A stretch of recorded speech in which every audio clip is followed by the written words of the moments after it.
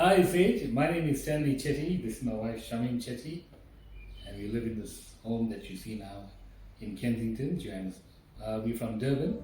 We moved up in January of 2003 and I've been here ever since.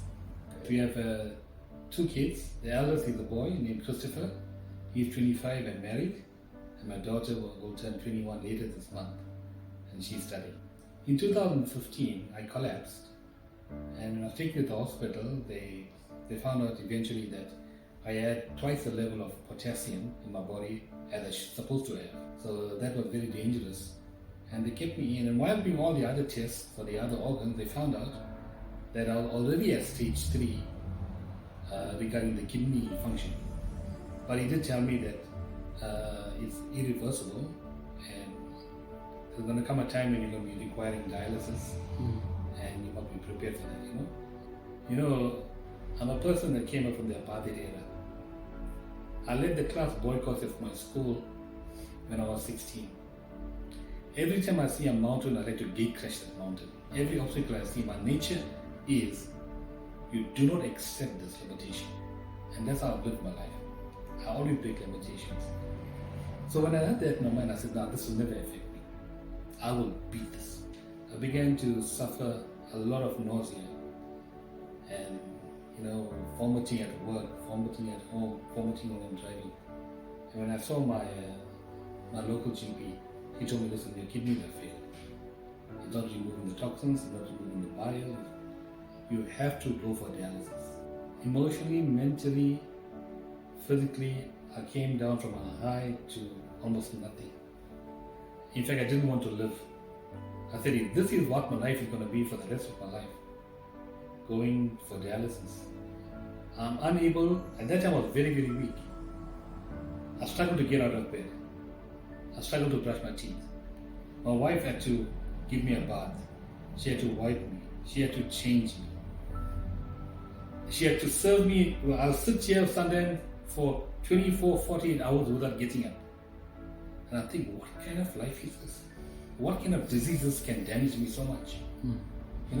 And my faith that I had in myself to overcome obstacles was brought to zero. And I refused. Internally I said, you know what, I don't want to live. I don't want to live. I'm a Christian and I value life, and I thank God for life every day. And but to myself I said, Lord, take me away. I cannot see myself like this, almost like an invalid, and to see that I cannot do the most simplest thing for my family, the most simplest things. I said, I cannot accept this. Another take me. Okay, over the last 2 years with Stanley, it hasn't been easy. We were spoiled by him, and then finally everything just dropped. Emotionally, it was a real tug of war. I tried many times to give up.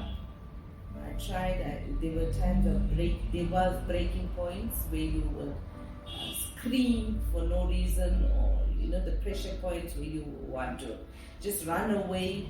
There are times where you feel like you can't do this, but like Stanley says, with God's help, we can. And He's carried us through. He reassured us that He's there with us. He's not leaving us. And we started. There were times when, especially when the finances was low, and when there's no food in the house, or the pressure was rising, and things like that. As a mother, as a wife, you have needs.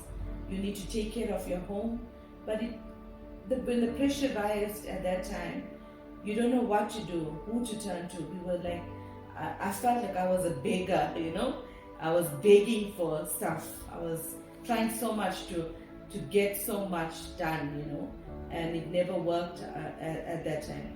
But I saw the hand of God moving, and with our lowest point, God was sending people in, friends in, families in, and helping us through this. And like Stanley said, doctors in, people were encouraging us and and showing us support, and finances were coming in at that time, and we give God praise for all that.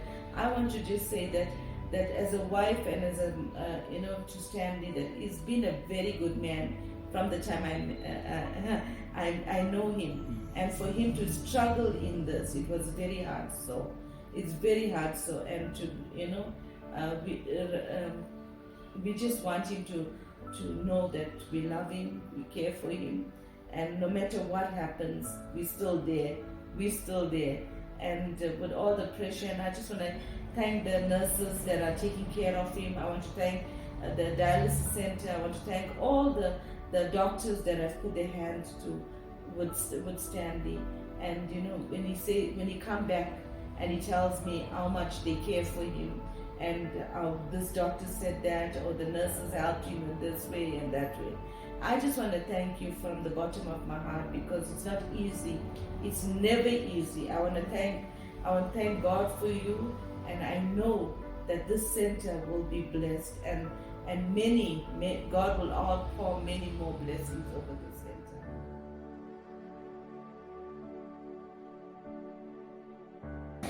And that's the other thing I want to say to everyone that's watching this. You can prevent this if you're healthy now. There is no reason to become unhealthy because of kidney failure.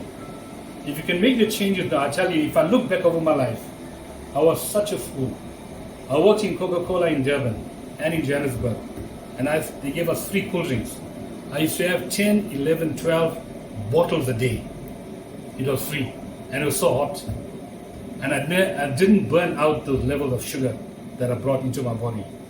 And that's how I ended up with diabetes at the age of 28, and eventually high blood pressure, then kidney failure. But in my case, it was preventable. There was no hereditary disease of kidney failure in our family, nothing of the sort. So I want to say to those that are out there, a lot of your health conditions are in your hands and in the choices you make concerning your diet. If you can just stay away from the sugary drinks, and that includes USAID, and stick to the non-sugary drinks for a start, that's a good start.